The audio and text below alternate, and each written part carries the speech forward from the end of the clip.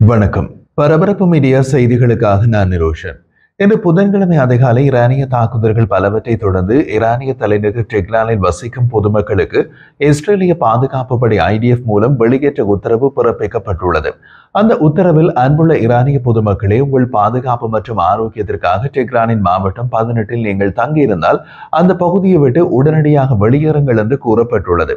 இஸ்ரேலிய பாதுகாப்பு படை ஐடிஎஃப் பார்சி மொழி செய்தி தொடர்பாளர் இந்த தகவலை சமூக வலைதளம் எக்ஸில் எழுதினார். பின்னர் இஸ்ரேலிய பாதுகாப்பு படை ஐடிஎஃப் அந்த பகுதியில் தாக்குதல்களை நடத்த தொடங்கியதாக அறிவித்தது. இந்த தாக்குதல்கள் நடப்பதற்கு முன் ஈரான் இஸ்ரேல் மீது பல ஏவுகணை தாக்குதல்களை நடத்தியது. செவ்வாய்க்கிழமை இரவிலிருந்து இன்று புதன்கிழமை அதிகாலை வரை ஈரானிலிருந்து மத்திய மற்றும் வடக்கு இஸ்ரேலை நோக்கி பல ஏவுகணைகள் ஏவப்பட்டன. 2 அலைகளாக நடத்தப்பட்ட ஏவுகணை தாக்குதல்களிலும் சுமார் 30 ஏவுகணைகள் ஏவப்பட்டன. ஈரானின் ஏவுகணை ஏவுகளில் சுமார் 1/3 பகுதியை அழித்து விட்டதாக இஸ்ரேலிய விமானப்படை தெரிவித்துள்ளது. இருந்த போதிலும் 2/3 பங்கு ஏவுகணை ஏவுகள் இன்னமும் ஈரானின் பாவனையில் உள்ளன. செவ்வாய்க்கிழமை இரவிலிருந்து இன்று புதன்கிழமை அதிகாலை வரை இஸ்ரேலின் உயிரிழப்புகள் அல்லது காயங்கள் எதுவும் பதிவாகவில்லை. இது ஈரானிய தாக்குதல்களின் வீரியம் குறைந்துள்ளதை காட்டுகிறது. முன்பு ஈரான் இஸ்ரேல் மீது ஒரே நேரத்தில் நூற்றுக்கணக்கான ஏவுகணைகளை ஒற்றையலை ஏவுகணை தாக்குதல்களில் ஏவியது. இப்போது நேற்று செவ்வாய்க்கிழமை இரவிலிருந்து இன்று புதன்கிழமை அதிகாலை வரை 2 அலைகளாக நடத்தப்பட்ட ஏவுகணை தாக்குதல்களிலும் சுமார் 30 ஏவுகணைகள் மட்டுமே ஏவப்பட்டன. மேலும் பாதுகாக்கப்பட்ட பகுதிகளுக்கு செல்லும் வழியில் தங்களை தாங்களே காயப்படுத்திக் கொண்ட பலருக்கு MDA தற்போது உதவி வருகிறது. இஸ்ரேலிய பாதுகாப்பு படை ஐடிஎஃப்பின் வெளியேற்ற எச்சரிக்கை வெளியிடப்பட்ட டெஹ்ரானின் 18வது மாவட்டம் ஈரானின் தலைநகரில் உள்ள ஏழ்மையான பகுதிகளில் ஒன்று. உள்நாட்டு விமான நிறுவனங்கள் மற்றும் ஈரானிய விமானப்படையால் பயன்படுத்தப்படும் மெக்ராபாத் சர்வதேச விமான நிலையத்திற்கு தெற்கே இந்த பகுதி உள்ளது. அடுத்து வரும் மணி நேரங்களில் இஸ்ரேலிய பாதுகாப்பு படை ஐடிஎஃப் அங்கு ஒரு தாக்குதலை தொடங்கும் என்று எச்சரிக்கையில் கூறப்பட்டுள்ளது. இந்த எச்சரிக்கை வெளியாகி சரியாக 1 மணி நேரத்தின் பின் இஸ்ரேலிய பாதுகாப்பு படை ஐடிஎஃப் தனது விமானப்படை தற்போது டெஹ்ரான் பகுதியில் தொடர்ச்சியான தாக்குதல்களை நடத்தி வருவதாக கூறியது. இந்த காணொலியை நாம் தயாரிக்கும் நேரம் வரை தாக்குதலில் ஏற்பட்ட சேதம் பற்றிய தகவல்கள் வெளியாகவில்லை. இஸ்ரேலிய பாதுகாப்பு படை ஐடிஎஃப் இப்படி ஒரு அறிவிப்பை வெளியிட்டால் ஈரானியர்கள் சும்மா இருப்பார்களா? அவர்களும் தம் பங்குக்கு குறிப்பிட்ட சில இஸ்ரேலிய பகுதிகளில் வசிக்கும் மக்களை வெளியேறுமாறு அறிவுறுத்தி உள்ளார்கள். ஈரானிய brigadier general Saeed Abdul Rahim Mousavi ஒரு தொலைக்காட்சி செய்தியில் கூறிய போது, இஸ்ரேலில் உள்ள டெல் அவீவ் மற்றும் ஹைஃபா நகரங்களில் வசிப்பவர்கள் தங்கள் உயிரை காப்பாற்றிக் கொள்ள இந்த பகுதிகளை விட்டு வெளியேற வேண்டும் என்று தெரிவித்தார். இருப்பினும் ஈரான் அத்தகைய அச்சுறுத்தல்களை எப்படி ஏற்படுத்தும் என்பது தெளிவாக தெரியவில்லை. ஈரானிய விமானப்படை போர் விமானங்கள் கிட்டத்தட்ட முற்றிலும் அழிக்கப்பட்ட நிலையில் ஈரான் ஏவுகணை மற்றும் ஆளற்ற விமானங்களையே நம்பியிருக்க வேண்டும். இருதரப்பு உளவுத்துறை அறிக்கைகளை மதிப்பாய்வு செய்த பின் அமெரிக்க அதிகாரிகளின் கூற்றுப்படி அமெரிக்கா இஸ்ரேலுக்கு எதிரான போரில் இணைந்தால் மத்திய கிழக்கில் உள்ள அமெரிக்க தளங்கள் மீது தாக்குதல் நடத்துவதற்கு ஈரான் ஏவுகணைகள் மற்றும் பிற ராணுவ உபகரணங்களை தயார் நிலையில் வைத்துள்ளது.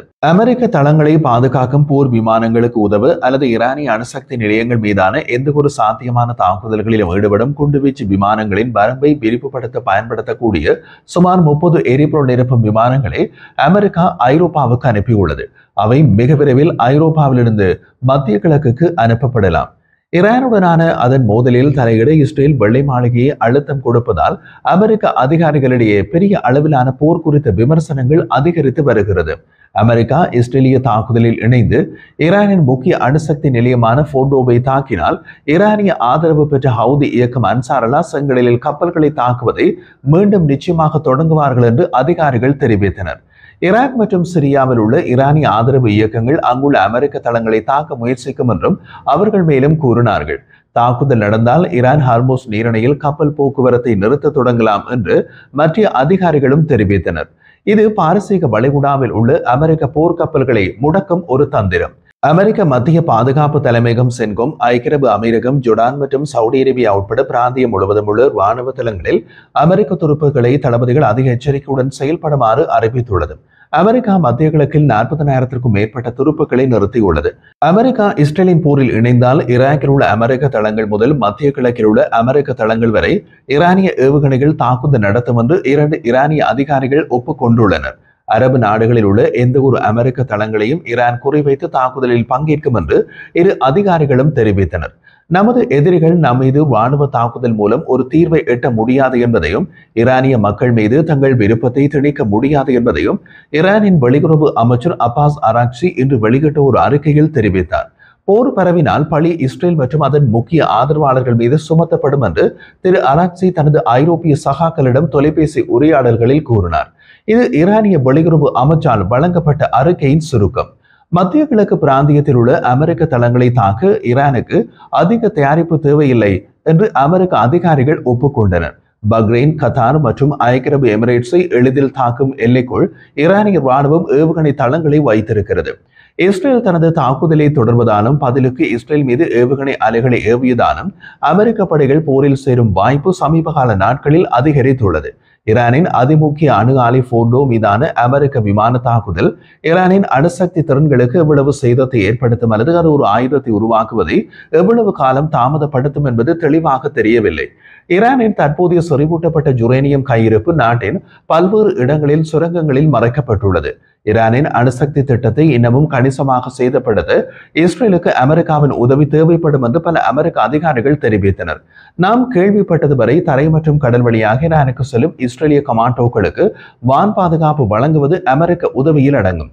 ஆனால் கோட்பாட்டளவில் நிலத்தடி போர்டோ வசதியினை மறைக்கும் மலைக்குள் துளையிடும் திறன் கொண்ட ஒரே ஆயுதத்தை வைத்திருக்கும் அமெரிக்க B-2 ஸ்டெல்த் குண்டுவீச்சு விமானங்களின் தாக்குதலே அதிக சாத்தியமான விளைவாக இருக்கும் என்று அதிகாரிகள் தெரிவித்தனர். அமெரிக்கா அல்லது அமெரிக்க உதவியுடன் ஈரானின் அதிமுக்கிய அணு ஆலை போர்டோ மீதான எந்த ஒரு தாக்குதலும் ஈரானையும் அதன் ஆதரவு இயக்கங்களையும் பதிலடி கொடுக்க தூண்டும்.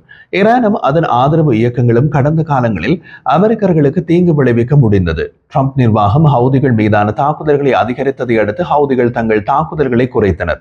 ஆனால் சமீப கால வாரங்களில் அவர்கள் மீண்டும் மீண்டும் அமெரிக்க போர்க்கப்பல்களை தாக்க முயன்றனர் மற்றும் வர்த்தக கப்பல்களை தாக்கினார்கள். ஜனவரி 2024 ஈரானிய ஆதரவு ஈராக்கிய ஷியா மதப்பிரிவு இயக்கங்கள் சிறிய எல்லைக்கு அருகில் உள்ள ஜோர்டானில் உள்ள ஒரு அமெரிக்க தளத்தின் மீது ஆளற்ற விமான தாக்குதலை நடத்தினார்கள். அதில் 3 அமெரிக்க துருப்புக்கள் கொல்லப்பட்டனர். ஈரான் அணு ஆயுதத்தை உருவாக்கும் நிலைக்கு அருகில் இருப்பதாக அமெரிக்க உளவுத்துறை நீண்ட காலமாக முடிவு செய்து வருகிறது. ஆனால் அவ்வாறு செய்யலாமா வேண்டாமா என்பதை இன்னமும் முடிவு செய்யவில்லை என்ற கணிப்பும் அமெரிக்க உளவுத்துறையிடம் உள்ளது. ஈரான் ஒரு ஆயுதத்தை தயாரிக்க முடிவு செய்தால் அதை தடுத்து நிறுத்த ஒரு வருடத்திற்கும் குறைவான நேரத்திலேயே முடியும். அதே நேரத்தில் ஈரான் மிகவும் அடிப்படையான அல்லது எளிமையான அணுகுண்டை இன்னமும் விரைவாக உருவாக்க முடியும். ஈரான் அணு ஆயுதத்தை பெற அனுமதிக்க மாட்டேன் என்று ஜனாதிபதி ட்ரம்ப் பல முறை கூறியுள்ளார். நேற்று மாலை ஈரானின் நிபந்தனையற்ற சரணடைதல் பற்றி அவர் குறிப்பிட்டதை இதற்கு முன் பரபரப்பு மீடியா யூடியூப் சேனலில் நாம் வெளியிட்ட காணொலியில் தெரிவித்திருந்தோம். ஆனால் இஸ்ரேலிய தாக்குதல்கள் ஈரானின் கணக்கீட்டை மாற்றியிருக்கலாம் என்று சில அமெரிக்க அதிகாரிகள் கருதுகின்றனர். அமெரிக்க அதிகாரிகள் சிலர் எதிர்கால தாக்குதல்களை தடுப்பதற்கான ஒரே வழி முழுமையான அணுசக்தி தடுப்பை உருவாக்குவதுதான் என்று டெஹ்ரானை நம்ப வைத்திருக்கலாம் என்று கூறினார்கள். ஈரான் அணு ஆயுதத்தை தொடர வாய்ப்புள்ளதென்றால் ட்ரம்ப் நிர்வாகம் தாக்குவதற்கு அழுத்தம் அதிகரிக்க கூடும் என்று அந்த அதிகாரிகளில் சிலர் கூறினார்கள். ஆனால் அமெரிக்க இராணுவவாத வெளியுறவு கொள்கையை விமர்சிப்பவர்கள் அமெரிக்கா பின்வாங்குவதற்கு இன்று மிகவும் தாமதமாகவில்லை என்று கூறினார்கள். போரை தொடங்காமல் இருக்க ஒருபோதும் தாமதமாகவில்லை என்று கட்டுப்படுத்தப்பட்ட வெளியுறவு கொள்கையினை ஆதரிக்கும் ஒரு சிந்தனை குழுவான பாதுகாப்பு முன்னுரிமைகளின் மத்திய கிழக்கு திட்டத்தின் இயக்குனர் ரோஸ்மேரி கெலானிக் கூறினார். இஸ்ரேலின் தாக்குதல் ஈரானுக்கு அணு ஆயுதத்தை உருவாக்க ஒரு ஊக்கத்தை அளிக்கும் என்பதை கெலானிக் ஒப்புக்கொண்டார். ஜனாதிபதி ட்ரம்ப் மற்றும் இஸ்ரேலிய பிரதமர் பெஞ்சமின் நேதன்யாகு தொலைபேசியில் பேசினார்கள் என்று ட்ரம்ப் நிர்வாக அதிகாரி ஒருவர் கூறுகிறார். என்ன பேசப்பட்டது என்பது தெளிவாக தெரியவில்லை. ஆனால் ஈரானின் அணுசக்தி திறன்களை சேதப்படுத்தும் இஸ்ரேலின் முயற்சிகளில் அமெரிக்கா ஈடுபடுவதற்கான விருப்பங்களை ஜனாதிபதி ட்ரம்ப் பரிசீலித்து வருவதால் இந்த தொலைபேசி அழைப்பு இஸ்ரேலில் இருந்து வந்தது என்று கூறப்படுகிறது. கத்தார் வெளியுறவு அமைச்சின் செய்தி தொடர்பாளர் மஜீத் பின் மொஹமட் அல் அன்சாரி ஈரான் மீதான இஸ்ரேலின் தாக்குதல் பிராந்திய பாதுகாப்புக்கு கடுமையான விளைவுகளை ஏற்படுத்தும் ஒரு கணக்கிடப்படாத விரிவாக்கம் என்றார். மத்திய கிழக்கு ஏற்கனவே பதட்டமாக உள்ளது. இதற்கு மேலும் நெருக்கடிகளை கையாள முடியாது என்று அவர் கூறினார். 1 மணி நேரத்திற்குள் 2வது முறையாக இஸ்ரேலின் உள்நாட்டு முன்னணி கட்டளைத்தளம் இஸ்ரேலை நோக்கி ஒரு புதிய சுற்று ஈரானிய ஏவுகணைகள் ஏவப்பட்டதை கண்டறிந்ததாக எச்சரித்தது. இஸ்ரேலியர்களை உடனடியாக தங்குமிடம் தேடுமாறு அது அறிவுறுத்தியது. அதனையடுத்து இந்த காணொலியை நாம் தயாரிக்கும் நேரத்தில் இஸ்ரேலின் டெல் அவீவ் மீது வானத்தில் வெடிப்புகள் தெரிந்தன. இஸ்ரேலின் டெல் அவீவ் நகரம் முழுவதும் விமான தாக்குதல் சைரன்கள் ஒலித்தன. ஈரானுக்கு எதிரான இஸ்ரேலின் போரில் அமெரிக்கா நுழையும் வாய்ப்பு இன்னமும் பெரியதாக தோன்றிய நிலையில் ஆட்சி மாற்றத்தை அடைய பலத்தை பயன்படுத்தும் யோசனையை பிரெஞ்சு ஜனாதிபதி இமானுவேல் மேக்ரோன் கண்டித்தார். அது பற்றி கனடாவில் செய்தியாளர்களிடம் கூறிய அவர் 2003ஆம் ஆண்டு ஈராக்கில் செய்யப்பட்டது ஒரு நல்ல யோசனை என்று யாராவது நினைக்கிறீர்களா என்று கேள்வி எழுப்பினார். அவர் கனடாவில் G7 உச்சி மாநாட்டில் கலந்து கொள்ள வந்துள்ளார். முன்பு நடந்த தசாப்தத்தில் லிபியாவில் செய்யப்பட்டது நல்ல யோசனை என்று யாராவது நினைக்கிறீர்களா? இல்லை என்றார் அவர். ஈரான் அணுகுண்டை பெற முடியாது என்பதையும் இஸ்ரேல் தன்னை தற்காத்துக் கொள்ள உரிமை உண்டு என்பதையும் பிரான்ஸ் ஒப்புக்கொள்கிறது என்றும் மேக்ரோன் கூறினார். ஆனால் எரிசக்தி உள்கட்டமைப்பு மற்றும் பொதுமக்கள் இலக்குகள் மீதான இஸ்ரேலிய தாக்குதல்கள் பிராந்தியத்தை சீர்குலைப்பதாக அவர் விமர்சித்தார். இன்றைய மிகப்பெரிய தவறு ஈரானின் ஆட்சி மாற்றத்தை கொண்டுவர ராணுவ வழிகளை பயன்படுத்துவது என்று நான் நினைக்கிறேன் என்று அவர் மேலும் கூறினார். மேக்ரோன் பற்றி ட்ரம்ப் கூறிய போது, மேக்ரோன் ஒரு நல்ல மனிதர், ஆனால் அவர் நான் என்ன செய்கிறேன் என்பதை அடிக்கடி சரியாக புரிந்து கொள்வதில்லை என்றும் கூறினார்.